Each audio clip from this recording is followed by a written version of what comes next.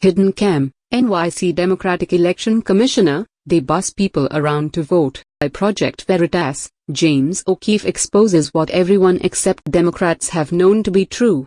There is a lot of voter fraud. NYC Democratic Commissioner of the Board of Elections Alan Shulkin is caught on hidden camera at a United Federation of Teachers holiday party admitting that there is widespread voter fraud in New York City. Yeah, they should ask for your ID.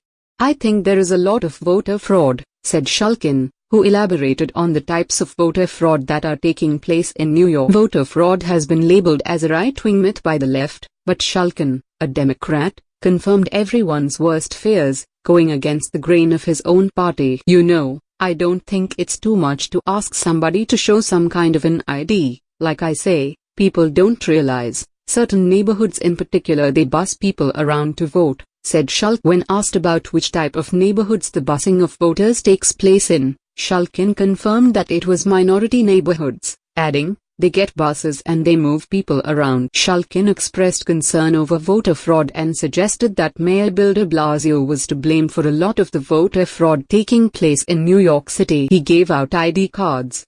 De Blasio. That's in lieu of a driver's license, but you can use it for anything. But they didn't vet people to see who they really are. Anybody can go in there and say I am Joe Smith, I want an ID card. It's absurd. There's a lot of fraud.